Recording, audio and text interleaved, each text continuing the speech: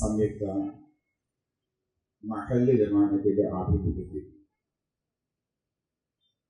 നിങ്ങളൊരുക്കിയ ഈ നല്ല കൂട്ടായ്മക്ക് ആദ്യമായി അഭിവാദ്യങ്ങൾ അർപ്പിക്കുകയും സന്തോഷങ്ങൾ അറിയിക്കുകയും ചെയ്യും. ദീർഘമായൊരു മുഖ്യപ്രഭാഷണത്തിന്റെ ആവശ്യം ഇനിയുണ്ടെന്ന് തോന്നുന്നു. ഞാൻ വരുമ്പോൾ അധ്യക്ഷന്റെ ചില പ്രതിപാദനങ്ങൾ കേട്ടു. പിന്നെ MLA സംസാരിച്ചു. ശേഷം MP-യുടെ ഉദ്ഘാടന പ്രസംഗവും നിങ്ങളും കേട്ടു. വിഷയത്തിന്റെ ഭാഗങ്ങളിലൂടെ തന്നെയാണ് എല്ലാവരുടെയും സഞ്ചാരം എന്നത് എൻ്റെ പ്രഭാഷണ ദൗത്യം ലഘൂകരിക്കുന്നത്. എന്താണ് വഖഫ്? സ്ഥാവര ജംഗമ സ്വത്തുക്കൾ അല്ലെങ്കിൽ സ്ഥാവരമോ ജംഗമമോ ആയ സ്വത്തുക്കൾ അല്ലാഹുവിന്റെ മാർഗത്തിൽ സമർപ്പിക്കുന്ന മതപരമായ ഒരു ശ്രേഷ്ഠ ആരാധനയാണ് വഖഫ്. എല്ലാവർക്കും അറിയാം, വഖഫ് മുസ്ലിം കമ്മ്യൂണിറ്റിയുമായി ബന്ധപ്പെട്ടതാണ്. പദം അറബിയാണ്, ശബ്ദം സാങ്കേതികവുമാണ്. ഇന്നത്തെ കാലത്ത് ഈ ശബ്ദത്തെക്കുറിച്ചും സംജ്ഞയെക്കുറിച്ചുമുള്ള അറിവ് എല്ലാവർക്കും ലഭ്യമായിട്ടുണ്ട്. ഞാൻ ഈ വൈകിയ സമയത്ത് നിങ്ങളോട് പറയാൻ ഉദ്ദേശിക്കുന്നു, കേന്ദ്ര ഗവൺമെന്റ് അല്പം വാശിയും അതിലേറെ ധൃതിയും പിടിച്ച് കൊണ്ടുവന്ന വഖഫ് നിയമ ഭേദഗതി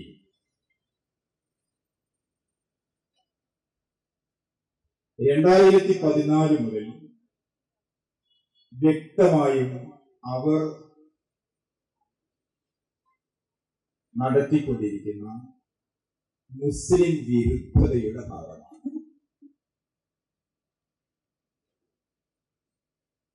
ഒരു ചെറിയ നേരത്തെ ആലോചനയിൽ നിന്ന് രൂപപ്പെട്ടതായിരിക്കില്ല. ഇന്ത്യ എന്ന മതേതര രാജ്യത്തെ, ഇന്ത്യ എന്ന ജനാധിപത്യ രാജ്യത്തെ ഒരു മതാധിഷ്ഠിത രാജ്യമാക്കി മാറ്റുക എന്ന ഹിഡൻ അജണ്ട മുമ്പിൽ വെച്ച് ഒന്നിനു പിറകെ ഒന്നായി നടപ്പിലാക്കിക്കൊണ്ടിരിക്കുന്ന ഭരണഘടനാ ലംഘനങ്ങളുടെ തുടർച്ചയും ഇന്നത്തെ കാലത്തെ അവസാനത്തേതുമാണെന്ന് ആശ്വസിക്കുകയും ചെയ്യാം. സാധ്യതയില്ല. എന്താ ഈ നിയമം? നമ്മുടെ രാജ്യത്ത് സ്വത്ത് തർക്കങ്ങളുണ്ട്. മസ്ജിദ് മന്ദിർ തർക്കം, അങ്ങനെ പേര് തന്നെ ശരിയല്ല. 1943 ഡിസംബർ അവസാനത്തോടുകൂടി ആരംഭിക്കുകയും 50 ജാനുവരി 1 വ്യവഹാര തർക്കങ്ങൾ തുടങ്ങുകയും ചെയ്ത ഒരു പള്ളിയാണ് ബാബരി മസ്ജിദ്. പിന്നീട് അതിന് വേണ്ട നീണ്ട കാലത്തെ വ്യവഹാരങ്ങൾ 85 ഫൈസാബാദ് ജില്ലാ കോടതി ഏകപക്ഷീയമായി പള്ളി ഒരു വിഭാഗത്തിന് തുറന്നു.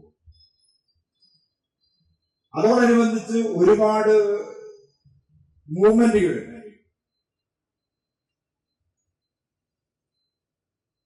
89 തർക്കഭൂമിയിൽ ശിലാന്യാസമാണ്. 92 മതേതരത്വത്തിന്റെ തലക്ക് അടിച്ചിട്ട് ആ 3 താഴികക്കുളങ്ങളും തകർത്തു എന്ന് മാത്രമല്ല, പിന്നീട് തർക്കം തുടർന്നു വന്നു. നേരത്തെ KC പറഞ്ഞതുപോലെ സുപ്രീം കോടതിയുടെ വിധിയുണ്ട്. ആ വിധിയെ അക്കാദമിക തലത്തിൽ വിലയിരുത്തേണ്ടതുണ്ട്. ആ വിധിയുടെ തിക്തഫലം എന്നോണമാണ് രാജ്യത്ത് നടക്കുന്ന മുസ്ലിം സ്ഥാപനങ്ങൾ മേലുള്ള കയ്യേറ്റങ്ങൾ തുടർന്നത്. ഞാൻ ഈ കഥ ചരിത്രം പറഞ്ഞത് നീണ്ടൊരു വ്യവഹാരമുണ്ടായിരുന്നു ഇതിന്റെ പിന്നിൽ. പുതിയ വഖഫ് നിയമം അനുസരിച്ച് ഒരു വ്യവഹാരമോ കോടതി നടപടികളോ ആവശ്യമില്ലാത്ത വിധം ഇതുപോലത്തെ ഒരു ക്വാർട്ടർ പേജിൽ വെള്ള പേപ്പറിൽ ഏതെങ്കിലും ഒരു ദുഷ്ട മനസ്സ് നൽകുന്ന പരാതിയുടെ അടിസ്ഥാനത്തിൽ ഏതൊരു മുസ്ലിം സ്ഥാപനവും അവരുടെ കൈകളിലേക്ക് എത്തിക്കുന്ന നിയമപരമായ വേട്ടയുടെ ഭാഗമായാണ് ഈ പുതിയ വഖഫ് നിയമം എന്ന് പറഞ്ഞാൽ ഈ നിയമത്തിൽ ജില്ലാ ഭരണാധികാരി, ജില്ലാ കലക്ടറാണ്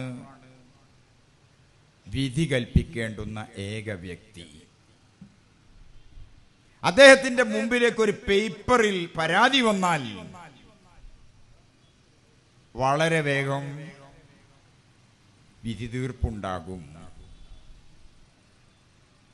ആ വിധി തീർപ്പിനെതിരെ ട്രിബ്യൂണലിൽ പരാതിപ്പെടാൻ വകുപ്പില്ല. മേൽക്കോടതികളിലേക്ക് പരാതി പോയാൽ തന്നെയും പ്രതീക്ഷ വളരെ കുറഞ്ഞ അവസ്ഥയാണ് കാണുന്നതെന്നാണ് നൈയാമിക വിദഗ്ധരുടെ അഭിപ്രായം. പറഞ്ഞത് മനസ്സിലായി കാണുമെന്ന് കരുതുന്നു. മുസ്ലിം പള്ളികൾ ബാബരിയിൽ തുടങ്ങി സമ്പലിലെത്തി ഔറംഗസീബിന്റെ മക്ബറക്ക് മുകളിലുള്ള അവകാശവാദമായി, ആഗ്രയിലെ താജ്മഹലിന് മേലുള്ള അവകാശവാദമായി ഇന്നത് തർക്കപരമായി തുടർന്നു വരുന്നു. ഇന്ത്യ എന്ന മഹാരാജ്യം കേരളം എന്ന ഒരു കൊച്ചു സംസ്ഥാനം മാത്രമല്ല. ഇന്ത്യയുടെ ഭൂപടത്തിൽ കേരളത്തിന്റെ സ്ഥാനം നിർണയിക്കപ്പെട്ടാൽ അതൊരു പഴംപൊരിയോളം വലിപ്പമേ കാണൂ. ബാക്കിയുള്ള ഇന്ത്യ മഹാരാജ്യത്ത് 3 ലക്ഷം പള്ളികളുണ്ട്. 2 കോടി അമ്പലങ്ങളുമുണ്ട്. 2 കോടി അമ്പലങ്ങളുണ്ട് ഇന്ത്യയിൽ. 3 ലക്ഷം പള്ളികളുമുണ്ട് എന്നാണ് എൻ്റെ മുമ്പിലുള്ള ഒരു കണക്ക്. കണക്കിലെ എണ്ണത്തെയല്ല ഞാൻ കേന്ദ്രീകരിക്കുന്നത്, ചില വസ്തുതകളെയാണ്. ആ വസ്തുതകളെ നമുക്ക് നിഷേധിക്കാൻ കഴിയില്ല. നോർത്ത് ഇന്ത്യൻ സ്റ്റേറ്റുകളിലുള്ള ജില്ലാ ഭരണാധികാരികളുടെ സ്വഭാവം ഇപ്പോൾ തന്നെ നമുക്ക് കാണാവുന്നതാണ്. എങ്ങനെയിരിക്കും പള്ളികളുടെ ഭാവി? എങ്ങനെയിരിക്കും വഖഫ് സ്വത്തുക്കളുടെ ഭാവി? നേരത്തെ പറഞ്ഞല്ലോ, ബൈ യൂസറായ വഖഫ് എന്നുള്ളത് എടുത്തു കളഞ്ഞു. വർഷങ്ങൾ നീണ്ട് ഉപയോഗത്തിലിരിക്കുന്നതും വാക്കാൽ വഖഫായി വാഖിഫ് സമർപ്പിച്ചിട്ടുള്ളതുമായ സ്വത്തുക്കൾ രേഖകളുടെ അഭാവമെന്ന് പറഞ്ഞ് അവ വഖഫല്ല എന്ന് വിധി എഴുതും. ഇനി രേഖകളുടെ പിമ്പലമുണ്ടെങ്കിൽ പോലും അവിടങ്ങളിലൊക്കെ തങ്ങളുടെ ബിംബങ്ങൾ പ്രത്യക്ഷപ്പെട്ടു എന്ന് പറഞ്ഞ് പരാതി കൊടുത്തുകൊണ്ട് കൈക്കലാക്കാനുള്ള ശ്രമവുമുണ്ട്. ഈ വഖഫ് ഭേദഗതി നിയമത്തിൽ ജനാധിപത്യ മൂല്യങ്ങൾ, ഘടനകൾ തകർക്കപ്പെട്ടിട്ടുണ്ട്. ഞാൻ 2009 മുതൽ 14 വരെ കേരള വഖഫ് ബോർഡിൽ മെമ്പറായിരുന്നു. എലക്റ്റഡ് മെമ്പേഴ്സും നോമിനേറ്റഡ് മെമ്പേഴ്സും അന്ന് വഖഫ് ബോർഡിലുണ്ട്, ഇന്ന് വരെ ഉണ്ടായിരുന്നു. ഇപ്പോൾ ഇനി എലക്റ്റഡ് മെമ്പേഴ്സ് ഇല്ല, എല്ലാം നോമിനേറ്റഡ് മെമ്പേഴ്സ്. സെൻട്രൽ വഖഫ് കൗൺസിലിലേക്കും സംസ്ഥാന വഖഫ് ബോർഡുകളിലേക്കും എലക്ഷനേ ഇല്ല. ഇനി ജനാധിപത്യ താല്പര്യം സംരക്ഷിക്കപ്പെടുന്നുണ്ടോ? ഭരിക്കുന്ന കക്ഷിയുടെ താല്പര്യങ്ങൾ മാത്രമാണോ സംരക്ഷിക്കപ്പെടുക? ഇന്ത്യ മഹാരാജ്യത്ത് ഇടക്കാലത്ത് ചില മുദ്രാവാക്യങ്ങൾ മുഴങ്ങിക്കേട്ടിരുന്നു. 1 ഇന്ത്യ 1 പെൻഷൻ. എല്ലാവരും സന്തോഷമായിരുന്നു കേൾക്കുമ്പോൾ. ഞങ്ങളെ പോലത്തെ ചില ആളുകൾ പറഞ്ഞു ഇതിലെ പതിയിരിക്കുന്ന അപകടം. അപ്പം നിങ്ങളിൽപ്പെട്ട ചിലരെങ്കിലും പറഞ്ഞു നീ ഒരു പെൻഷനറായത് കൊണ്ട് പറയുന്നതാണെന്ന്. ഇപ്പം കുറച്ച് കാര്യങ്ങൾ ബോധ്യപ്പെട്ട് കാണുമല്ലോ. 1 ഇന്ത്യ 1 എലക്ഷൻ ഇന്ത്യൻ സമ്പ്രദായത്തിലെ ഫെഡറലിസത്തെ തകർത്ത് പ്രസിഡൻഷ്യൽ സമ്പ്രദായത്തിലേക്ക് രാജ്യത്തെ കൊണ്ടുപോകുന്ന ഒരു നയസമീപനം സ്വീകരിക്കുന്ന സർക്കാർ ഉണ്ട് ഇവിടെ. ജനാധിപത്യ മൂല്യങ്ങൾക്ക് വിലയില്ല. വഖഫ് ബോർഡുകളും കൗൺസിലും നോക്കുകുത്തിയാണ്. വഖഫ് ട്രിബ്യൂണൽ അതിനേക്കാൾ വേദനയുള്ള നോക്കുകുത്തിയായി നമ്മുടെ മുമ്പിൽ നിൽക്കുന്നുണ്ട്. വഖഫ് ഭരിക്കാൻ മുസ്ലിമേതരരായ അമുസ്ലിങ്ങളായ 2 മെമ്പേഴ്സ് നിർബന്ധമാണെന്ന് വ്യവസ്ഥ ചെയ്തിട്ടുണ്ട്. ഒക്കെ നിങ്ങൾ കേട്ടത്, ഞാൻ ആവർത്തിക്കുന്നതല്ല.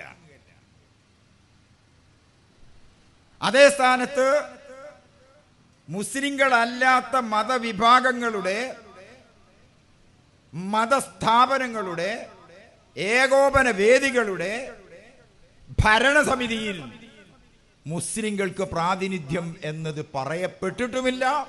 പറയപ്പെട്ടിട്ടുണ്ടെങ്കിൽ തന്നെയും മുസ്ലിങ്ങൾക്ക് അതൊട്ട് ആവശ്യവുമില്ല. ഇതല്ലേ സ്ഥിതി?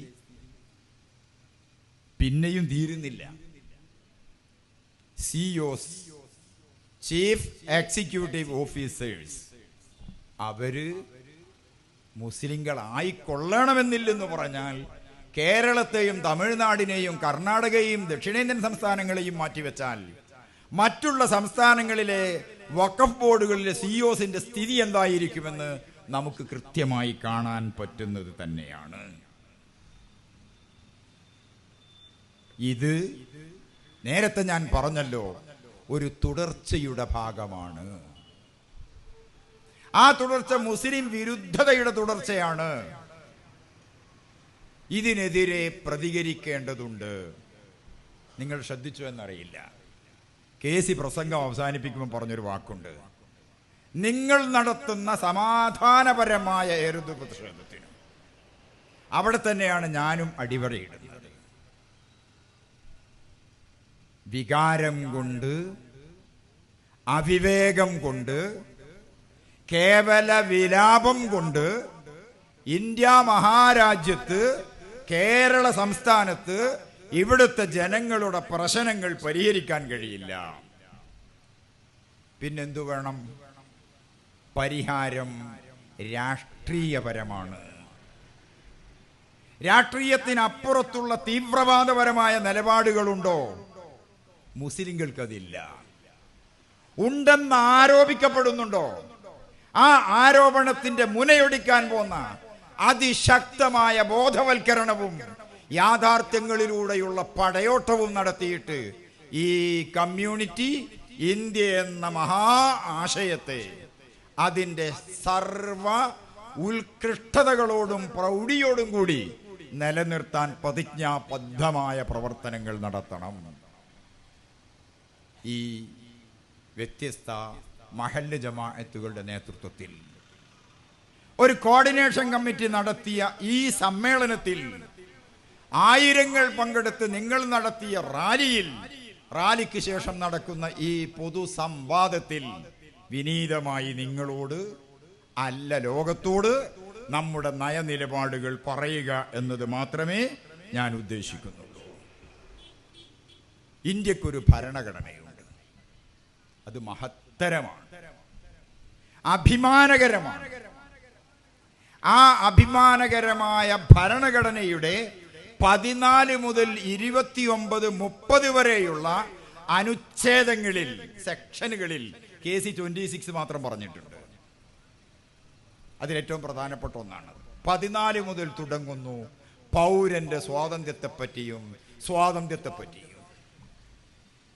ഇവിടെ പറഞ്ഞ എല്ലാ അനുച്ഛേദാനുശാസനങ്ങളുടെയും കൃത്യമായ ലംഘനമാണ് ഈ വഖഫ് നിയമ ഭേദഗതി. ഇങ്ങനെ വരും. ബർട്രൻഡ് റസ്സലിനോടൊരു ചോദ്യം ഉണ്ടായിരുന്നു, എങ്ങനെയാണ് ഫാസിസം കടന്നു വരിക എന്ന്. അതിന് അദ്ദേഹം നൽകിയ നല്ലൊരു മറുപടിയാണ് എനിക്കിപ്പോൾ ഓർമ്മ വരുന്നത്. ആദ്യം അവർ വിഡ്ഢികളെ ഫാസിനേറ്റ് ചെയ്യും. വിഡ്ഢികളെ ഫാസിനേറ്റ് ചെയ്യാൻ പോകുന്ന ചില പൊടിക്കൈകളും തന്ത്രങ്ങളും പ്രയോഗങ്ങളും ഒക്കെ നടത്തും. അപ്പൊ പ്രത്യക്ഷത്തിൽ ഒരു ശത്രുവെ സങ്കല്പിക്കും. ഒരു ശത്രുസ്ഥാനത്ത് അവർക്കിഷ്ടപ്പെടാത്ത, അവരുടെ അഭീഷ്ടത്തിൽ വരാത്ത ഒരു മതവിഭാഗത്തെയോ മതവിഭാഗങ്ങളെയോ ഉൾപ്പെടുത്തും. പിന്നെയും കുറച്ചാളുകൾ ബാക്കിയുണ്ടാകും. അവരെ ശാരീരികമായി കൈകാര്യം ചെയ്യും. നേരത്തെ 4 ആളെ പേര് ഇവിടെ പറഞ്ഞിട്ടുണ്ട്, 5 ആളെ പേര് പറഞ്ഞിട്ടുണ്ട്. തീവ്രവാദത്തെക്കുറിച്ച് പറഞ്ഞിട്ടുണ്ട്. തീവ്രവാദത്തിന്റെയും ഭീകരവാദത്തിന്റെയും അടിസ്ഥാനത്തിൽ ഇന്ത്യ എന്ന മഹത്തായ രാജ്യത്തെ അസ്ഥിരപ്പെടുത്താൻ ഒരു ശക്തിക്കും സാധ്യമല്ലെന്ന് ഉറക്കെ ഈ സമ്മേളനം പറയുന്നു. തീവ്രവാദവും ഭീകരവാദവും കൊണ്ട് ഇന്ത്യ ക്ഷീണിക്കുകയോ തളരുകയോ ചെയ്യുമായിരുന്നെങ്കിൽ 1948 ജാനുവരി 30 മുതൽ അത് തുടങ്ങേണ്ടതായിരുന്നു. അന്നാണ് മഹാത്മജി നിഷ്ഠൂരമാം വിധം കൊല ചെയ്യപ്പെട്ടത്. ഗാന്ധിജി ആരാണെന്ന് ഞാൻ പറയേണ്ടതില്ല. എനിക്ക് ശത്രുക്കളില്ലെന്നാ ഗാന്ധി പറഞ്ഞത്. ആ ഗാന്ധി സാക്ഷാൽ ഹിറ്റ്ലർക്ക് കത്തെഴുതി, മൈ ഡിയർ ഫ്രണ്ട് എന്ന സംബോധന വെച്ച്. അവസാനം ഗാന്ധി എഴുതി, ഇത് ഉപചാരപരമായ ഒരു സംബോധനയല്ല. നരഭോജിയാണ് ഹിറ്റ്ലർ എന്ന കാര്യത്തിൽ ലോകത്തിനും ലോക ചരിത്രത്തിനും രണ്ടഭിപ്രായമില്ല. ആ നരഭോജിക്കാണ് മഹാത്മജി കത്തെഴുതിയത്, മൈ ഡിയർ ഫ്രണ്ട്. അതിന് ഗാന്ധിക്കൊരു ന്യായമുണ്ട്, എനിക്ക് ശത്രുക്കളില്ല. ഈ അഭിസംബോധന കേവലം ഉപചാരപരമല്ല, അത് ആത്മാർത്ഥമായുള്ളതാണ്. ഈ മഹാത്മജിയെ കൊന്നുതള്ളിയ അന്ന് ഇന്ത്യ രാജ്യം അസ്ഥിരപ്പെടേണ്ടതായിരുന്നു. എന്നിട്ടല്ലേ പഹൽഗാമിലെ 4 ഭീകരർക്ക്, അവരാരൊക്കെയാണ് എന്തൊക്കെയാണ് എന്ന അന്വേഷണം നടക്കുന്നുണ്ട്. ചിലരൊക്കെ പിടിയിലായിട്ടുണ്ട്, എല്ലാവരും പിടിക്കപ്പെട്ടു എന്നൊന്നും അറിഞ്ഞുകൂടാ. രാജ്യം ഒന്നിച്ച് ആ ഭീകരതയെ എതിർക്കുന്നു. മുസ്ലിം ലോകം ഒന്നിച്ചതിനെ എതിർക്കുന്നു. UN പോലും അതിനെ എതിർത്തിട്ടുണ്ട്. എതിർപ്പ് കേവലം വാക്കുകളിലല്ല. അവിടെയാണ് സയ്യിദ് ആദിൽ ഹുസൈൻ ഷാ ശ്രദ്ധേയനാകുന്നത്. കുതിരവണ്ടി തെളിക്കാരനാ, ഉപജീവനമാർഗം. ആ കുതിരവണ്ടി തെളിക്കുന്ന സയ്യിദ് ആദിൽ ഹുസൈൻ ഷാ ടൂറിസ്റ്റുകളെ രക്ഷിക്കാൻ വേണ്ടി ഭീകരന്മാരുടെ കൈകളിലെ തോക്കുകൾ തട്ടിത്തെറിപ്പിച്ച് അവരെ രക്ഷിക്കുന്നതിനിടയിൽ അദ്ദേഹത്തിന് ജീവൻ വെടിയേണ്ടി വന്നു.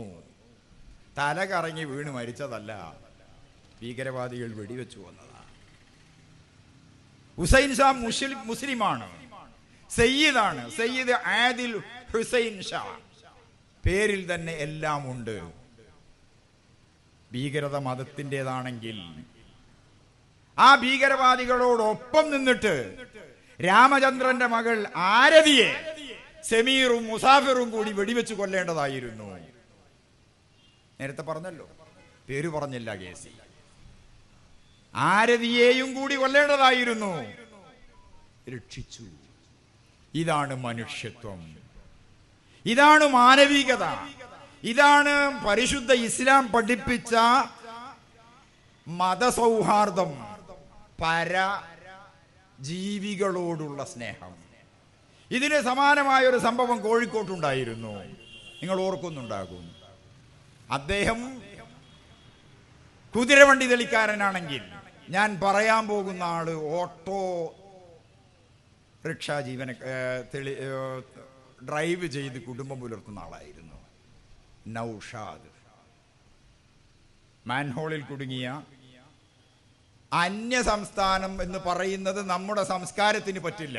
അതിഥി തൊഴിലാളികൾ ആളാരെന്ന് നോക്കിയില്ല, മുണ്ട് മാറ്റിയിട്ട് ഏതാണെന്ന് നോക്കിയില്ല, ID നോക്കിയിട്ട് കേരളീയനാണോ എന്ന് നോക്കിയില്ല, മുസ്ലിമാണോ എന്ന് നോക്കിയില്ല, ഹിന്ദുവാണോ എന്ന് നോക്കിയില്ല. പിന്നെയോ അവരെ ജീവൻ രക്ഷിക്കാൻ വേണ്ടി അവരോടൊപ്പം ഇറങ്ങി അദ്ദേഹവും ശ്വാസം മുട്ടി മരിച്ചു. ഇതാണ് നമ്മുടെ പാരമ്പര്യം. നമ്മുടെ എന്ന് പറഞ്ഞാൽ കേരളത്തിന്റെ പാരമ്പര്യം, നമ്മുടെ എന്ന് പറഞ്ഞാൽ ഇന്ത്യയുടെ പാരമ്പര്യം, നമ്മുടെ എന്ന് പറഞ്ഞാൽ മുസ്ലിങ്ങളുടെ പാരമ്പര്യം, നമ്മുടെ എന്ന് പറഞ്ഞാൽ ഹിന്ദുവിന്റെ പാരമ്പര്യം. ഇതിനപ്പുറത്ത് ചില ഒറ്റപ്പെട്ട അപശബ്ദങ്ങളുണ്ട്. ആ അപശബ്ദങ്ങൾക്കെതിരെ സമാധാനപരമായ പ്രതിഷേധം ജനാധിപത്യ സംവിധാനത്തിൽ പ്രതിഷേധിക്കാൻ അവകാശമുണ്ട്. ആ പ്രതിഷേധം സംഹാരാത്മകമാകരുത്. ആ പ്രതിഷേധം ഉന്മൂലനത്തിൽ ഒതുങ്ങരുത്. മറിച്ച് അതിനൊരു മാനവിക മുഖവും ഒരു ദേശീയ നിലവാരവും സ്നേഹത്തിന്റെ മനസ്സും കണ്ണും കാതും ഉണ്ടായിരിക്കണം. അങ്ങനെയുള്ള പ്രതിഷേധം ഉയർന്നു വരണം ഇന്ത്യയിൽ. മുസ്ലിങ്ങളോടൊപ്പം മുസ്ലിങ്ങളല്ലാത്തവരുമുണ്ടിന്ന്. മതനിരപേക്ഷ മനസ്സുള്ള, മതേതര മനസ്സുള്ള, ജനാധിപത്യ ബോധമുള്ള എല്ലാ ആളുകളും ഈ വിഷയത്തിൽ ഒന്നിച്ചാണ്. പൗരത്വ ഭേദഗതി നിയമത്തിൽ നാം അത് കണ്ടിട്ടുണ്ട്. കശ്മീരിന്റെ പ്രത്യേക പദവി എടുത്തു കളഞ്ഞപ്പോൾ നാം അത് കണ്ടിട്ടുണ്ട്. മുത്തലാഖ് ചൊല്ലുന്ന പുരുഷൻ ക്രിമിനൽ കുറ്റവാളിയാണെന്ന നിയമ ഭേദഗതിയെ എതിർക്കുമ്പോൾ നാം അത് കണ്ടിട്ടുണ്ട്. ഇപ്പോഴും ഈ വഖഫ് നിയമ ഭേദഗതിയിലെ അവസരത്തിലും നാം അത് കണ്ടുകൊണ്ടിരിക്കുന്നു. നേരത്തെ പറഞ്ഞല്ലോ, പാർലമെന്റിൽ കേരളത്തിൽ നിന്ന് പോയ പ്രതിനിധികൾ മികച്ച പ്രകടനം കാഴ്ചവെച്ചു.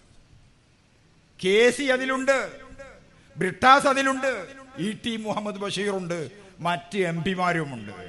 ഇന്ത്യയിലെ പാർലമെന്ററി സമ്പ്രദായം ബൈക്കാമറൽ സിസ്റ്റമാണ്. ലോക്സഭയുമുണ്ട്, രാജ്യസഭയുമുണ്ട്. ലോക്സഭയും രാജ്യസഭയുമുള്ള ഇന്ത്യൻ പാർലമെന്റിന്റെ ഫ്ലോറിൽ കേരളത്തിൽ നിന്ന് പോയ പ്രതിനിധികൾ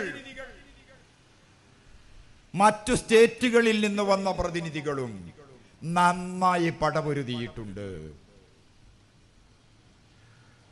പക്ഷെ ഇവിടെ ഒരു ഗുണം കണ്ടു. ഗുണമെന്നല്ല, ചർച്ച നടന്നു പാർലമെന്റിൽ. ഇതിനു മുമ്പ് പാർലമെന്റിൽ ചർച്ച നടക്കാതെ പലതും കൊണ്ടുവന്നു. അന്ന് രാജ്യസഭയിൽ കേവല ഭൂരിപക്ഷം ഇന്ന് ഭരിക്കുന്ന പാർട്ടിക്ക് ഇല്ലായിരുന്നു. ഇന്ന് അവർ കേവല ഭൂരിപക്ഷത്തിലേക്ക് എത്തിയിട്ടുണ്ട്. അവർക്ക് ലോക്സഭയിലും ഭൂരിപക്ഷമുണ്ട്. ബില്ല് പാസ്സാകുമെന്ന് കണ്ടാൽ പിന്നെ കുറച്ചൊരു ബഹളം നടന്നോട്ടെ എന്നവർ ഉദാരത കൊണ്ട് സമീപിച്ചതായിരിക്കാം. അതൊന്നുമല്ല നമ്മുടെ വിഷയം. അതുകൊണ്ട് ഞാൻ പറഞ്ഞു വരുന്നതിന്റെ ചുരുക്കം, ഇതിന്റെ പരിഹാരം വേണം നമുക്ക്. അത് രാഷ്ട്രീയ പരിഹാരമാണ്. ഞാൻ പറഞ്ഞതിനർത്ഥം കക്ഷി രാഷ്ട്രീയ പരിഹാരമെന്നല്ല. ഇന്ത്യൻ ജനതയ്ക്ക് രാഷ്ട്രീയ സാക്ഷരത നൽകണം. ഇന്ത്യ എന്താണെന്ന് പഠിപ്പിച്ചു കൊടുക്കണം. ഭരണഘടന എന്താണെന്ന് പഠിപ്പിച്ചു കൊടുക്കണം. മഹാത്മജി ആരാണെന്ന് പഠിപ്പിച്ചു കൊടുക്കണം. നെഹ്റു ആരായിരുന്നു എന്ന് പഠിപ്പിച്ചു കൊടുക്കണം. പട്ടേൽ ആരായിരുന്നു എന്ന് പഠിപ്പിച്ചു കൊടുക്കണം. ആസാദ് ആരായിരുന്നു എന്ന് പഠിപ്പിച്ചു കൊടുക്കണം. ഡോക്ടർ രാജൻ ബാബു ആരായിരുന്നു എന്ന് പഠിപ്പിച്ചു കൊടുക്കണം. ഡോക്ടർ BR അംബേദ്കർ ആരായിരുന്നു എന്ന് പഠിപ്പിച്ചു കൊടുക്കണം. എങ്ങനെ ഇന്ത്യൻ ഭരണഘടന രൂപപ്പെട്ടു? ആധുനിക ഇന്ത്യ പുരാണത്തിലെ ഐതിഹ്യത്തിലെ ഇന്ത്യയല്ല. മഹാത്മജി പിതാവായി വന്ന 1947 പ്രഖ്യാപനം നടത്തിയ ഇന്ത്യ എന്ന രാജ്യത്തെക്കുറിച്ചുള്ള നമ്മുടെ അറിവും അനുഭവവും ചരിത്രത്തിലെ കരുതലുകളും മറ്റും പുതുതലമുറക്ക് നാം എത്തിച്ചു കൊടുക്കണം. അങ്ങനെ എത്തിച്ചു കൊടുക്കുമ്പം ബാക്കി കച്ചവടങ്ങളൊന്നും നടക്കില്ല. മറ്റുള്ള വൈകൃതങ്ങൾ ഒന്നും നടക്കില്ല. ചരിത്രം ജനങ്ങൾ പഠിക്കട്ടെ. എന്തിനാ ചരിത്രം പഠിക്കുന്നത്? ചരിത്രം പഠിക്കുന്നത് ചരിത്രത്തിൽ ശരിയും തെറ്റുമുണ്ടാകാം. ശരികളെ കൂടുതൽ പുഷ്ടിപ്പെടുത്താനും തെറ്റുകൾ ആവർത്തിക്കപ്പെടാതിരിക്കാനുള്ള മുൻകരുതലുകൾ എടുക്കാനുമാണ് ചരിത്രം നാം പഠിപ്പിക്കുന്നത്. ചരിത്രത്തിന്റെ പേജുകൾ ഏതെങ്കിലും ഒരു കടലാസോ ഒരു പുസ്തകമോ അല്ല. ചരിത്രത്തിന്റെ പേജുകൾ, താളുകൾ ഈ പ്രപഞ്ചത്തിലാകെ പരന്നു കിടക്കുന്നുണ്ട്. ഞാൻ കണ്ണടച്ചാൽ എനിക്ക് ഇരുട്ടനുഭവപ്പെടും. ഞാൻ തല പുതച്ചാൽ എനിക്ക് പുറത്തോട്ട് വായു സഞ്ചാരത്തിന്റെ സാധ്യത കുറയും. പക്ഷേ ഇവിടെ വെളിച്ചമുണ്ടാകും, വായുവുണ്ടാകും, ജനങ്ങളുണ്ടാകും. സത്യം തമസ്കരിക്കാൻ എനിക്കാവില്ല. അതുകൊണ്ട് ചരിത്രം പഠിപ്പിക്കുക നമ്മുടെ കുഞ്ഞുങ്ങളെ. ആ ചരിത്രം പഠിപ്പിക്കുമ്പോൾ നമ്മൾ ഒന്ന് പറയുകയാണ്. നേരത്തെ ഞാൻ പറഞ്ഞു, ഇന്ത്യയെ അസ്ഥിരപ്പെടുത്താൻ ഒരു ഭീകരവാദിക്കും കഴിയില്ല. പാകിസ്ഥാനോട് ഉറച്ച ശബ്ദത്തിലും സ്വരത്തിലും നമ്മൾ പറയുന്നു, ഇന്ത്യയെ അസ്ഥിരപ്പെടുത്താൻ പാകിസ്ഥാന് കഴിയില്ല. വെറുതെ എന്തിനാ ദുർബലവും ദരിദ്രവുമായ ഒരു രാജ്യം, അതിനേക്കാൾ മികച്ച രൂപത്തിൽ സമ്പന്നമായ ഒരു രാജ്യത്തോട് പടപൊരുതിയിട്ട് ഉള്ളതും നശിപ്പിക്കുന്നത്? എന്തിനു നശിപ്പിക്കണം? പാക് മന്ത്രി കഴിഞ്ഞ ദിവസം വെളിപ്പെടുത്തി, കഴിഞ്ഞ 30 വർഷമായി ഞങ്ങൾ അമേരിക്കയ്ക്ക് വേണ്ടി തീവ്രവാദ പ്രവർത്തനം നടത്തുന്നു. പടച്ചതമ്പുരാനെ, ഇത് തന്നെയാണ് അതിർത്തികളിലെ സംഘർഷത്തിന്റെ കാരണം. അമേരിക്കൻ സാമ്രാജ്യത്വം അതികഠിനമായ വേട്ട ലോകത്ത് നടത്തുന്നു. ഇന്ത്യ എന്ന സ്വതന്ത്ര രാജ്യത്തിന് ഈ രാജ്യത്ത് മാത്രമേ അതിൻ്റെ സൈനിക ശക്തിയും ശേഷിയുമുള്ളൂ. ഇന്ത്യയെ പോലത്തെ ഒരു സ്വതന്ത്ര രാജ്യമായ അമേരിക്കക്ക് 135 സ്വതന്ത്ര രാജ്യങ്ങളിൽ സൈനിക സാന്നിധ്യമുണ്ട്. ലോകത്ത് നടക്കുന്ന ഏതൊരു സംഘർഷത്തിന്റെയും അടിവേര് യാങ്കി മാമന്റെ കൈകളിലാണെന്നുള്ളത് സത്യമാണ്. ഇതല്ലേ കാര്യം? എന്തിന് ഇന്ത്യയോട് ശാസ്ത്രവം പുലർത്തി? അമേരിക്കൻ വൈതാളികതയ്ക്ക് കൂട്ടുനിന്ന് മാനവിക ചരിത്രത്തിൽ കറുത്തേടുകളിൽ പാകിസ്ഥാൻ സ്ഥാനം പിടിക്കണം. പേരിലെ പാക്ക് മാത്രം പോരാ, പ്രവൃത്തിയിലും പാക്കായിരിക്കണം നിങ്ങളെന്ന് നമ്മൾ അവരോട് ഓർമ്മപ്പെടുത്തുകയാണ്. ഇന്ത്യയെ തൊട്ടുകളിച്ച് നശിപ്പിക്കാൻ നിങ്ങൾക്ക് കഴിയില്ല. എന്താ ഇപ്പൊ സ്ഥിതി? അതിർത്തിയിൽ സംഘർഷം. മാവേലി തമ്പുരാൻ വാഴുന്ന നാടാണ് ഇന്ത്യ മഹാരാജ്യമെങ്കിലും ലോകമെങ്കിലും അമേരിക്ക അടക്കമുള്ള ബിഗ് പവേഴ്സിന്റെ ആലകളിൽ അവർ നിർമ്മിച്ചു വെച്ച ആയുധപ്പുരകളിലെ ആയുധങ്ങൾക്ക് മാർക്കറ്റ് കിട്ടില്ല. അതിന് മാർക്കറ്റ് കിട്ടണമെങ്കിൽ സംഘർഷമുണ്ടാകണം, യുദ്ധമുണ്ടാകണം. സംഘർഷം വരുന്നു എന്ന പ്രതീതി ജനിപ്പിക്കണം. അതിനുള്ള ശ്രമത്തിന്റെ ഭാഗമായി പാകിസ്ഥാനെ കൊണ്ട്, കുട്ടിക്കൊരങ്ങന്മാരെ കൊണ്ട് കളിപ്പിക്കുന്ന അമേരിക്കയുടെ സാമ്രാജ്യത്വത്തിനെതിരെ ലോക ജനത ശബ്ദമുയർത്തണം. ഇപ്പൊ എന്താ സംഭവിച്ചത്? ചൈനയും കൂടി പാകിസ്ഥാനെ പിന്തുണച്ചു. ലോക രാഷ്ട്രീയ വേദികളിൽ ഇത്തരം ഒരു പൊട്ടലും ചീറ്റലും സൃഷ്ടിക്കുന്ന പ്രത്യാഘാതങ്ങളെ കുറിച്ച് നല്ല ജ്ഞാനവും ബോധവും അതിന്റെ രാഷ്ട്രീയ വൈപരീത്യങ്ങളെ കുറിച്ചുള്ള ചിന്തയും ഇന്ത്യൻ മണ്ണിൽ ഉണ്ടാകണമെന്ന് നമ്മൾ ആഗ്രഹിക്കുകയാണ്. ഇതാണ് സംബന്ധിച്ച് എനിക്കിപ്പോൾ പറയാനുള്ളത്. നമുക്കൊരു സൗഹൃദമുണ്ട്, അത് കാത്തു സൂക്ഷിക്കണം. എന്താണ് ആ സൗഹൃദം? അത് മതത്തിനപ്പുറത്താണ്. ഞാനൊരു മതവിശ്വാസിയാണ്. എൻ്റെ മതം തൊട്ടും വിട്ടും ഞാൻ കളിക്കില്ല. നിങ്ങളും അങ്ങനെ തന്നെയാണ്. പക്ഷേ എൻ്റെ മതം പറഞ്ഞതിനപ്പുറത്തേക്കും ഞാൻ പോകില്ല. എൻ്റെ ഈശ്വരീയ വിശ്വാസം, എൻ്റെ ഇലാഹിയായ വിശ്വാസം, ആ വിശ്വാസത്തിലെ ഇലാഹ് അള്ളാഹു റഹ്മാനാണ്. ആ റഹ്മാനായ അള്ളാഹുവിന്റെ ഭൂമിയിൽ വിശ്വാസ പ്രത്യേകതകളൊന്നും നോക്കാതെ സകലർക്കും അടിസ്ഥാന സൗകര്യങ്ങൾ അനുഭവിക്കാൻ അവസരം കൊടുക്കുന്ന റബ്ബാണ് എൻ്റെ റബ്ബ്. ആ റബ്ബ് ഉദാരനാണ്. ആ റബ്ബ് മനുഷ്യനോട് ഹൃദയസ്പൃക്കായ ദയാലുവായ റബ്ബാണ്, സംരക്ഷകനായ റബ്ബാണ്. എന്നെ സംരക്ഷിക്കുന്ന ഭൗതിക ലോകത്ത് അതേ അളവിൽ നരേന്ദ്രമോദിക്കും അന്നവും വെള്ളവും വായുവും റബ്ബ് നൽകും. എന്നെ സംരക്ഷിക്കുന്ന അതേ രൂപത്തിൽ ഹിന്ദുവിന് കൊടുക്കും, ക്രിസ്ത്യാനിക്ക് കൊടുക്കും, എല്ലാ മതവിഭാഗങ്ങൾക്കും കൊടുക്കും. എന്നെ സംരക്ഷിക്കുന്ന അതേ രൂപത്തിൽ തന്നെ വെള്ളവും വായുവും വെളിച്ചവും അന്നവും ഭക്ഷണവും എല്ലാ ജീവജാലങ്ങൾക്കും കൊടുക്കും.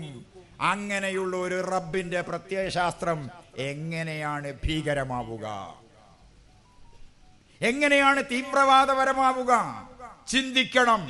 അമേരിക്ക പോലോത്ത വമ്പൻ സ്രാവുകളിലെ കൈകളിൽ കുഞ്ഞു കുരങ്ങുകളാവാതെ വിധം ഉയർന്നു ചിന്തിക്കണം. സ്നേഹം കൊടുക്കണം, സ്നേഹം വാങ്ങണം. അങ്ങനെയാണ് നമ്മുടെ ചരിത്രമൊക്കെ ഉള്ളത്. ഈ ചേരാവള്ളി എന്ന് പറയുന്ന സ്ഥലം എവിടെയാ? കായംകുളത്തല്ലേ? ആലപ്പുഴ ജില്ലയിലല്ലേ? ആണോ അല്ലയോ? ആണ്. 2020 ജാനുവരി 19 ചേരാവള്ളി മുസ്ലിം ജമാഅത്ത് ഒരു വിവാഹം നടത്തിക്കൊടുത്തു.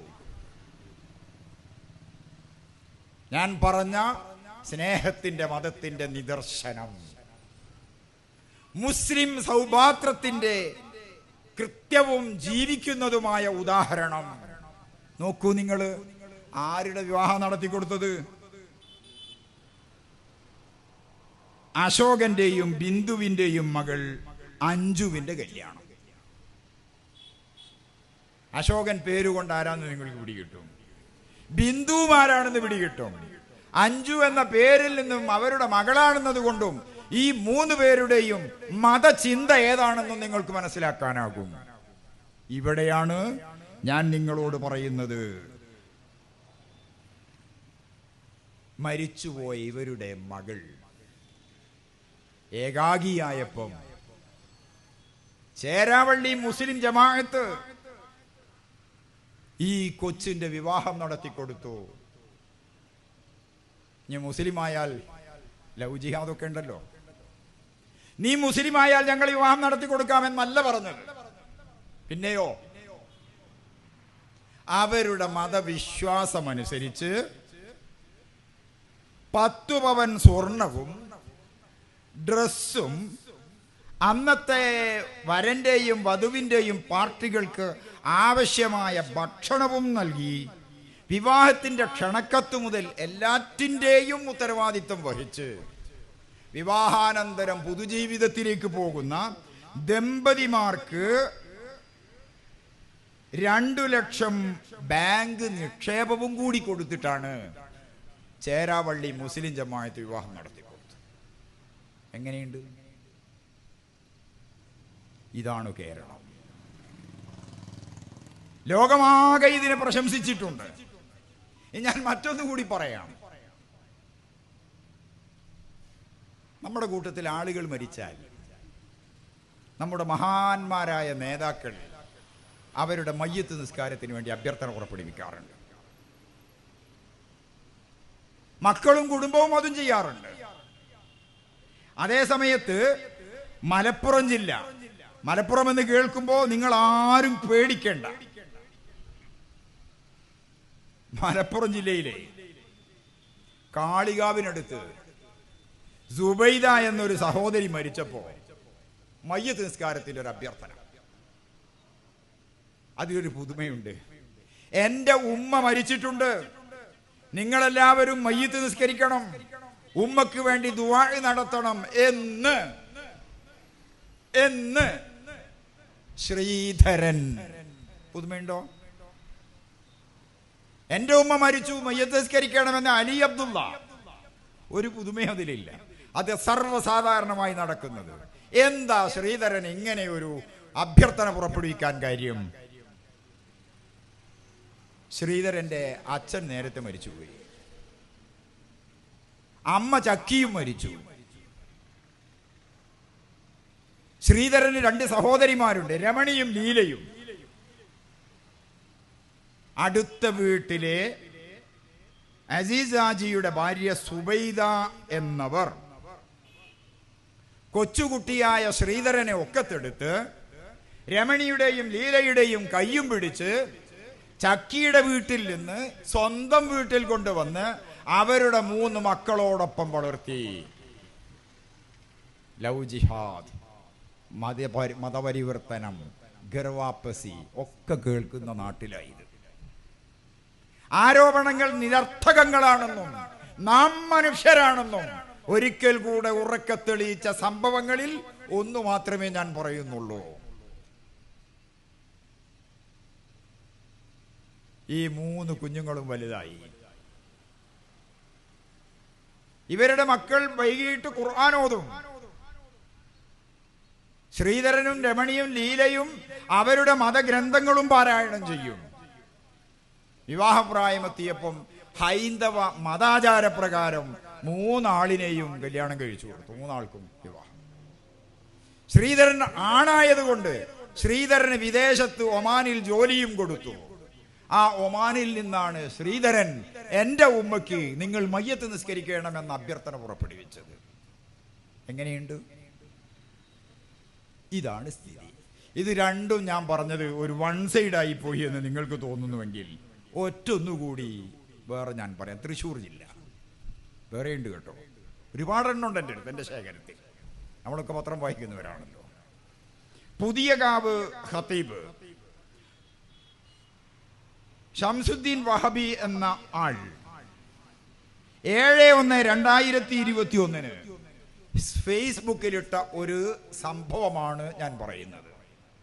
അദ്ദേഹത്തിന്റെ മഹല്ലിൽ മദനൻ എന്ന പേരുള്ള ആൾ വർഷങ്ങൾക്ക് മുമ്പ് ചെറുപ്പുളശ്ശേരിയിൽ നിന്നും വന്ന ആരോരുമില്ലാത്ത പെൺകുട്ടി ഖദീജ എന്നവളുടെ വിവാഹം എല്ലാ ചെലവും ഏറ്റെടുത്തുകൊണ്ട് മദനൻ നടത്തിക്കൊടുത്തു. ഇതാണ് കേരളം. വഖഫ് നിയമ ഭേദഗതിക്കെതിരെയുള്ള സമാധാനപരമായ പ്രതിഷേധങ്ങൾ പോലും ആൾ ഇന്ത്യ മുസ്ലിം പേഴ്സണൽ ബോർഡിനടക്കം തൽക്കാലത്തേക്കെങ്കിലും പഹൽഗാമിലെ ഭീകരാക്രമണത്തിന്റെ പശ്ചാത്തലത്തിൽ നിർത്തിവെക്കേണ്ടി വന്നില്ലേ? ഉണ്ട്. നാം സമാധാനം ആഗ്രഹിക്കുക. സമാധാനം ആഗ്രഹിച്ച് നമ്മൾ മുന്നോട്ട് പോകണമെങ്കിൽ നാം മനുഷ്യനെ കണ്ടെത്തണം. ഹിന്ദുവെയോ മുസ്ലിമിനെയോ ക്രിസ്ത്യാനിയെയോ അല്ല കണ്ടെത്തേണ്ടത്. ആരാണ് മനുഷ്യൻ? എന്താണ് മനുഷ്യന്റെ ലക്ഷ്യം? ആരാണ് സൃഷ്ടാവ്? എങ്ങനെ വന്നു? എങ്ങനെ ജീവിക്കും? എവിടേക്ക് പോകും? അതിന്റെ മതപരമായ വീക്ഷണങ്ങളെ ഒക്കെ അങ്ങ് മാറ്റിവെക്കൂ. മനുഷ്യൻ എന്ന യാഥാർത്ഥ്യത്തെ മുമ്പിൽ നിന്നുകൊണ്ട് ഒന്ന് കണ്ടെത്താൻ ശ്രമിച്ചാൽ ഈ വഴക്കും വക്കാണവും കൊലയും കൊലവിളിയും ഒന്നും ഉണ്ടാകില്ല. ഒന്നും ഉണ്ടാകില്ല. അതിനെന്ത് വേണം? മനുഷ്യനെ കാണാൻ നോക്കുക. എങ്ങനെ നമുക്ക് മനുഷ്യനെ കാണാനാകും? വേദങ്ങളും ഇതിഹാസങ്ങളും വെച്ച് മനുഷ്യനെ കണ്ടെത്താൻ നോക്കാം. ചരിത്രത്തിന്റെ കണ്ണുകളിലൂടെ നമുക്ക് മനുഷ്യനെ കണ്ടെത്താൻ നോക്കാം. ആന്ത്രോപോളജിയുടെയും നരവംശാസ്ത്രത്തിന്റെയും ആധുനിക ശാസ്ത്രത്തിന്റെയും അടിസ്ഥാനത്തിൽ മനുഷ്യനെ കണ്ടെത്താൻ നോക്കാം. അങ്ങനെ കിട്ടുന്ന മനുഷ്യന്റെ ചിത്രം ഒന്നായിരിക്കും. ഈ അങ്ങാടിയിൽ വളഞ്ഞ വഴിയിൽ ലാബ് കാണാം. വളഞ്ഞ വഴി മുസ്ലിം ജമാഅത്തിന്റെ പരിധിയിൽപ്പെട്ട ആളുകളെ മുഴുവൻ കൊണ്ടുപോയി ഗ്രൂപ്പിംഗ് നടത്തിയാൽ വളഞ്ഞ വഴിക്കാരുടേത് മുഴുവൻ ഒറ്റ ഗ്രൂപ്പായിരിക്കില്ല. ഇനി നിങ്ങളുടെ കോർഡിനേഷന്റെ പരിധിയിലുള്ള മുസ്ലിങ്ങളെ കൊണ്ടുപോയാലും ഹിന്ദുക്കളെ കൊണ്ടുപോയാലും കോൺഗ്രസുകാരെ കൊണ്ടുപോയാലും CPMകാരെ കൊണ്ടുപോയാലും BJPക്കാരനെ കൊണ്ടുപോയാലും മുസ്ലിം ലീഗുകാരനെ കൊണ്ടുപോയാലും ബ്ലഡ് ഗ്രൂപ്പിംഗിലെ റിസൾട്ട് സംഘടനയിലെടുത്ത മെമ്പർഷിപ്പിന്റെ അടിസ്ഥാനത്തിൽ ഏകമായി ലഭിക്കില്ല. എക്സ്റേ റിസൾട്ടും അങ്ങനെയാണ്. സ്കാനിംഗ് റിസൾട്ടുകളും അങ്ങനെയാണ്. നരവംശാസ്ത്രം നമുക്ക് 3 പ്രധാന നരവംശാസ്ത്രങ്ങളെ കുറിച്ച് പഠിപ്പിക്കുന്നുണ്ട്. ഹെമിറ്റിക് വംശം, സെമിറ്റിക് വംശം, ദ്രാവിഡ വിഭാഗം. ഈ മൂന്നിന്റെയും പിതാവൊന്നാണ്. ആ പിതാവിന്റെ പേരാണ് നൂഹ് നബി. ഇന്ത്യൻ സമ്പ്രദായം അനുസരിച്ച് മാ ചേർത്ത് മനുവാണെന്ന് ഡോക്ടർ മൗലാന അബുൽ കലാം ആസാദിനെ പോലത്തെ ഗവേഷക പണ്ഡിതർ അഭിപ്രായപ്പെട്ടിട്ടുമുണ്ട്. തർജുമാനുൽ ഖുർആനിൽ ഇത് പറഞ്ഞിട്ടുണ്ട്. നമ്മൾ തമ്മിൽ തർക്കമൊന്നുമില്ല. ഇവിടെ മനുഷ്യനെ കണ്ടെത്താൻ നോക്കൂ. നാം എന്തുമാത്രം മനുഷ്യരെ നമുക്ക് കിട്ടുമെന്ന് ആലോചിച്ചു നോക്കൂ. നൂഹ് നബിക്ക് ഹേം എന്ന് പറയുന്ന മകനുണ്ടായിരുന്നു. ആ വംശാവലിയാണ് ഹെമിറ്റിക് വംശം. നൂഹ് നബിക്ക് സാം എന്ന് പറയുന്ന മകനുണ്ടായിരുന്നു. അതാണ് സെമിറ്റിക് വംശം. നൂഹ് നബിക്ക് യാഫത്ത് എന്ന് പറയുന്ന മകനുണ്ടായിരുന്നു. അതാണ് ദ്രാവിഡ വംശം. അതെങ്ങനെയാ? യാഫത്തിൽ ഇന്ത്യൻ സമ്പ്രദായം അനുസരിച്ച് തിരു ചേർത്തു. തിരിയാഫത്ത് ത്രിയാഫത്തായി, ത്രിയാഫത്ത് കാലാന്തരേണ ദ്രാവിഡരായി എന്നാണ് അഭിജ്ഞമതം. വടക്കേന്ത്യയിൽ നിന്ന് ആര്യന്മാർ ആട്ടിയോടിച്ചപ്പോ തെക്കേന്ത്യൻ ഭാഗങ്ങളിലേക്ക് അഭയം പ്രാപിച്ച അഭയാർത്ഥികളായി വന്ന ആളുകളാണ് ദ്രാവിഡർ. വ്യത്യാസമുണ്ടോ? ഒന്നുകൂടി പുറകോട്ട് പോകൂ. അങ്ങനെ പുറകോട്ട് പോകുമ്പോൾ ഒരു കാര്യം നമുക്ക് വ്യക്തമാകും. ആദം നബിയിലേക്ക് എത്തും മനുഷ്യോൽപത്തി. ഗവേഷണം നടക്കട്ടെ, ഞാൻ ആഗ്രഹിക്കുകയാണ്.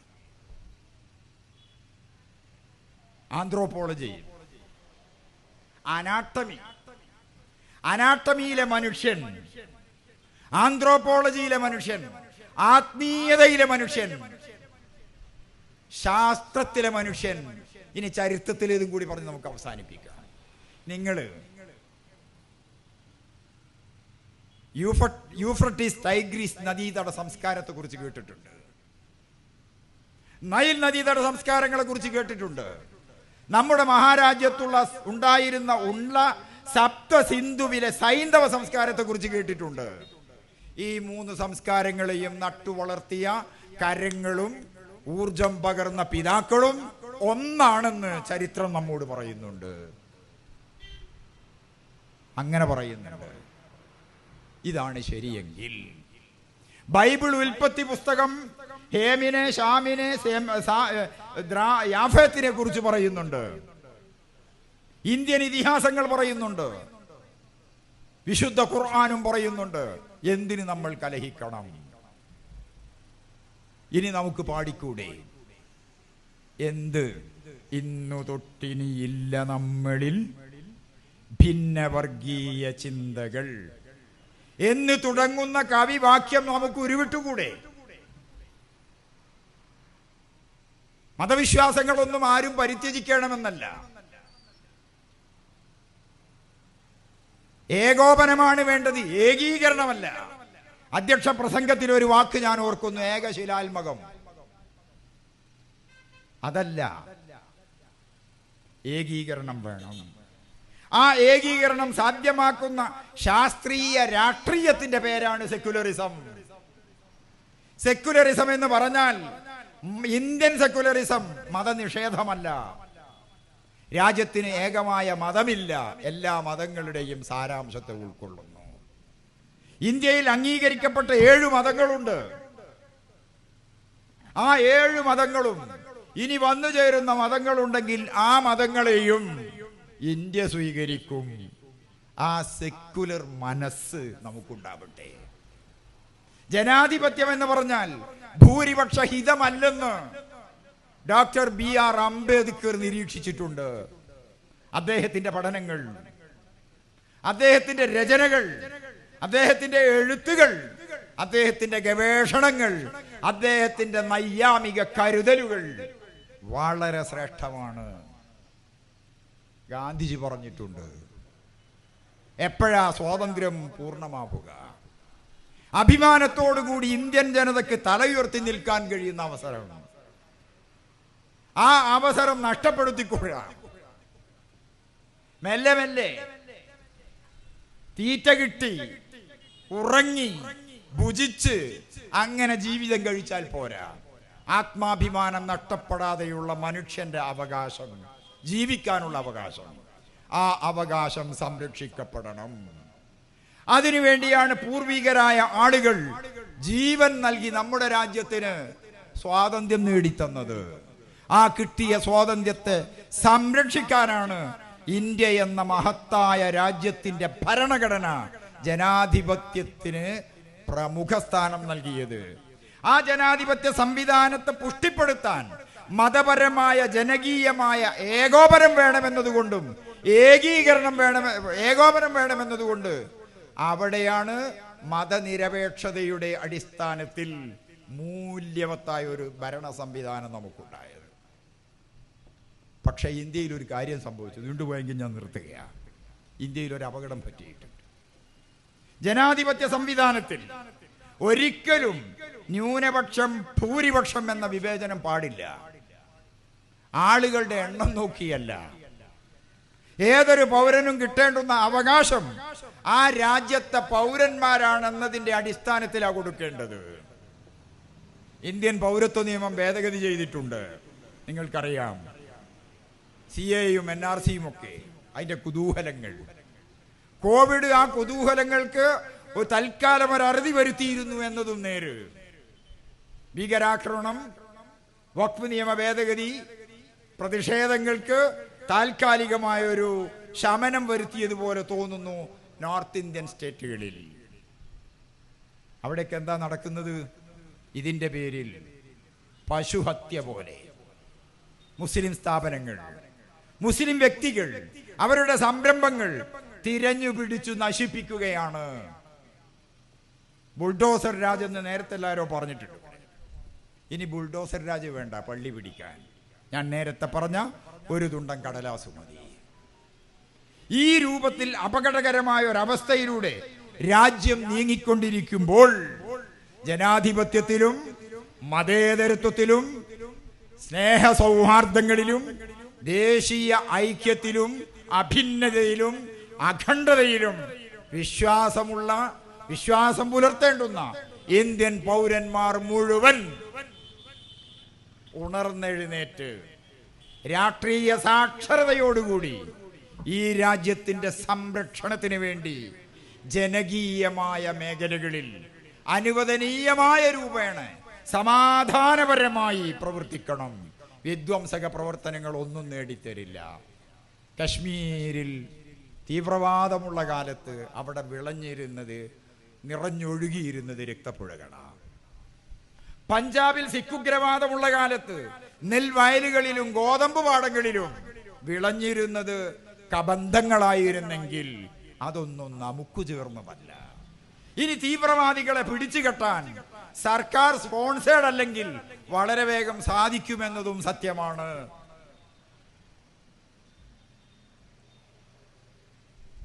ഒരു 3-4 മതത്തിന്റെ പേരൊന്നിച്ചു ചേർത്ത ഒരു ആൾദൈവമുണ്ടായിരുന്നു ഇന്ത്യയിൽ. അയാൾക്കെതിരെ ഒരു കോടതി വിധി വന്നപ്പോ 2-3 സ്റ്റേറ്റുകളിൽ ജനം ഉറഞ്ഞു തുള്ളിയിരുന്നു. അനുയായികൾ, സർക്കാർ സംവിധാനം അതിന്റെ ഫോഴ്സ് ഉപയോഗപ്പെടുത്തിയപ്പം ഒറ്റ ദിവസം കൊണ്ട് ആ കുട്ടിക്കോമരങ്ങളെല്ലാം അപ്രത്യക്ഷരായി. അതുകൊണ്ട് തെറ്റുകൾക്ക് നേരെ നിയമത്തിന്റെ വഴിയിൽ വിവേചനത്തോടുകൂടിയല്ല, നിഷ്പക്ഷതയോടുകൂടി നടപ്പിൽ വരുത്താൻ ആവശ്യമായ നടപടിക്രമങ്ങൾ നമ്മുടെ രാജ്യത്ത് ഉണ്ടാകണം. കേരള ഗവൺമെന്റിനോടൊരു ചെറിയ അപേക്ഷയാണ്, ഞാൻ അവസാനിപ്പിക്കാം. വഖഫ് കൺകറന്റ് ലിസ്റ്റിലാണ്. കേരളം അത് ചെയ്യുമെന്ന് ഉറച്ച വിശ്വാസം. വഖഫ് കൺകറന്റ് ലിസ്റ്റിലാണെങ്കിൽ ഈ നിയമ ഭേദഗതി കേരളത്തിൽ നടപ്പാക്കുകയില്ലെന്ന് തീരുമാനിക്കാനും അതിനനുസരിച്ച് റൂൾസിൽ രൂപമാറ്റം വരുത്താനും കേരള ഗവൺമെന്റ് തയ്യാറാകണം, ആകുമെന്നു തന്നെയാണ് എൻ്റെ പ്രതീക്ഷ. വഖഫ് സംരക്ഷിക്കപ്പെടട്ടെ, വഖഫ് ഭൂമികൾ സംരക്ഷിക്കപ്പെടട്ടെ, അത് അന്യാധീനപ്പെട്ടു പോകരുത്. ഏതെങ്കിലും ആളുകൾ അത് ഒറ്റിയെടുത്തെങ്കിൽ അത് തിരിച്ചു പിടിക്കണം. തിരിച്ചു പിടിച്ചവ ശരിക്ക് നിലനിർത്തണം. ഈ നിയമ ഭേദഗതിയിലൂടെ വഖഫ് സ്വത്തുക്കൾ മുഴുവൻ തട്ടിപ്പറിച്ച് തങ്ങളുടേതാക്കാനുള്ള ശ്രമമുണ്ടെങ്കിൽ ആ ശ്രമവും നമ്മൾ ശക്തമായി എതിർത്തു തോൽപ്പിക്കണം. കേരളത്തിൽ മുസ്ലിങ്ങൾ നിങ്ങളുടെ ജില്ലക്കാരൻ മഹാകവി കുമാരനാശാന്റെ വരികൾ എനിക്ക് ഓർമ്മ വരികയാണ്. അതിങ്ങനെയാണ്: കേരളത്തിങ്കൽ മുസൽമാന്മാർ പശ്ചിമ പാരങ്ങളിൽ നിന്നും വൻകടലിൽ ചീറും തിരകൾ കടന്നോ ഹിമാലയമേറിയോ വന്നവർ ഏറെയില്ല. ഇത് ഇന്ത്യക്ക് ചേരുന്ന വരിയാണ്. ആശാൻ കേരളം എന്ന് വിളിച്ചെങ്കിൽ ഇന്ത്യയിലാകെ കുറച്ചാളുകൾ വന്നിട്ടുണ്ട്, കുറച്ചാളുകൾ പോയിട്ടുമുണ്ടാകാം, അത് വേറെ കാര്യം. വന്നവർ നിയമപരമായി by birth by law Indian പൗരന്മാരാണെങ്കിൽ ആരും അന്യരല്ല. ആദ്യം വന്നവർ ആദ്യം പോകട്ടെ എന്ന വിദണ്ഡവാദം നമുക്കില്ല. ആദ്യം വന്നവരും പിന്നെ വന്നവരും ഇവിടെ നിന്ന് ഈ മണ്ണിനെ പുഷ്ടിപ്പെടുത്തുകയും ഈ ദേശീയ സംവിധാനത്തെ പോഷിപ്പിക്കുകയും ചെയ്ത് ഇന്ത്യ എന്ന മഹത്തായ ആശയത്തെ നിലനിർത്തുന്നതിൽ പങ്കാളിത്തം വഹിപ്പിക്കണം. ഫണ്ടമെന്റൽ റൈറ്റ്സ് പൗരന് ഭരണകൂടങ്ങൾ അനുവദിച്ചു നൽകുമ്പോഴേ അവരിൽ നിന്ന് ഫണ്ടമെന്റൽ ഡ്യൂട്ടീസ് പ്രതീക്ഷിക്കാൻ പറ്റൂ. എന്ന് പറഞ്ഞാൽ മൗലികാവകാശങ്ങൾ വകവെച്ചു കിട്ടുമ്പോൾ മാത്രമേ മൗലിക ചുമതലകൾ നിർവഹിക്കുവാൻ പൗരൻ സന്നദ്ധനാകൂ. ഇത് രണ്ടും ഒന്നിച്ചു നീങ്ങേണ്ടതുണ്ട്. ഈ രാജ്യം മഹത്തായൊരു രാജ്യമാണ്, നേരത്തെ പറഞ്ഞല്ലോ. അതുകൊണ്ട് നമുക്കൊന്നിച്ച് ആശാന്റെ വരികളെ ഓർത്തും നേരത്തെ ഞാൻ പറഞ്ഞ മതനിരപേക്ഷമായ മതവിധ്വംസകരഹിതമായ മതതീവ്രവാദ വിരുദ്ധമായ ഭീകരവാദ വിരുദ്ധമായ നിലപാട് സ്വീകരിച്ചുകൊണ്ട് ഒന്നിച്ചു കഴിയാനും സാധിക്കണം. അങ്ങനെ സാധിക്കുന്ന ഒരു സാഹചര്യത്തിൽ മാത്രമേ ഇന്ത്യക്ക് നിലനിൽക്കാനാകൂ, മനുഷ്യന് നിലനിൽക്കാനാകൂ. എവിടെയാണ് രക്തപ്പുഴ കടന്ന് ലക്ഷ്യം കണ്ടവർ? രക്തച്ചാലുകൾ നീന്തി കയറിയിട്ട് ആരും ലക്ഷ്യം കണ്ടിട്ടില്ല. മുസോളിനി കണ്ടിട്ടില്ല, ഹിറ്റ്ലറും കണ്ടിട്ടില്ല, നെതന്യാഹുവും കാണുകയില്ല. സമാനരായ ആരും ലക്ഷ്യത്തിലെത്തില്ല. എന്തുകൊണ്ട്? നല്ല മനുഷ്യരും നല്ല ഭരണകർത്താക്കളുമായി ജീവിക്കുക, നല്ല പൗര സമൂഹമായി നിലനിൽക്കുക, നല്ല ദേശസ്നേഹികളായി നിലനിൽക്കുക, നല്ല പ്രകൃതി സ്നേഹികളായി നിലനിൽക്കുക, നല്ല മനുഷ്യ സ്നേഹികളായും നിലനിൽക്കുക. മനുഷ്യരെന്ന നിലയ്ക്ക് നമ്മൾ ഉഷാറാണ്. നാം മനുഷ്യേതരമായതിനെ നശിപ്പിക്കാൻ പറ്റുമോ? വമാമിൻ ദാബത്തിൻ ഫിൽ അർളി വലാ ത്വാഇരിൻ യതീറു ബിജനാഹിഹി ഇല്ലാ ഉമമുൻ അംസാലുക്കും. ഇതാണ് ഖുർആന്റെ പ്രഖ്യാപനം. ഉരകജീവികളുണ്ട്, പറവജീവികളുണ്ട്, നാക്കാലികളുണ്ട്, മറ്റു ജന്തുജാലങ്ങളുണ്ട്, എല്ലാം ഇല്ലാ ഉമമുൻ അംസാലുക്കും, നമ്മളെപ്പോലത്തെ കൂട്ടങ്ങളും സമൂഹങ്ങളുമാണ്. അതുകൊണ്ട് അവയെ നശിപ്പിക്കാൻ പാടില്ല. അപ്പൊ പ്രകൃതിയോട്, മനുഷ്യരോട്, മനുഷ്യേതര ജീവജാലങ്ങളോട്, മണ്ണിനോട്, വിണ്ണിനോട് സൗഹൃദ മനസ്സ് വെച്ച് പുലർത്തിയിട്ട് നിശ്ചിത കാലം സമാധാനത്തോടുകൂടി ജീവിക്കുകയും ആ ജീവിതത്തിലൂടെ സുഹൃതം നൽകി തങ്ങളുടെ വിശ്വാസാടിസ്ഥാനത്തിലുള്ള പുനർജന്മലോകത്ത് സുഹൃതത്തിന്റെ അനുഭവഫലം നേടാനും സാധിക്കും വിധം നാം ഓരോരുത്തരും നമ്മുടെ മനസ്സിനെ പാകപ്പെടുത്തണമെന്ന് മാത്രം പറഞ്ഞ് ക്ഷണിച്ചതിന് സംഘാടകരോടും ശ്രവിച്ചതിന് സദസ്യരോടും സ്നേഹത്തിന്റെ ഭാഷയിൽ നന്ദി ഉണ്ടാകുമെന്നും പ്രാർത്ഥനകളിൽ ഉൾപ്പെടുത്താൻ ശ്രമിക്കുമെന്നും മാത്രം പറഞ്ഞുകൊണ്ട് സ്വലാത്തുൻ വതസ്ലീമുൻ വഅസ്കാ തഹിയ്യതി അലൽ മുസ്തഫൽ മുഖ്താരി ഖൈരിൽ ബരിയത്തി. അസ്സലാമു അലൈക്കും.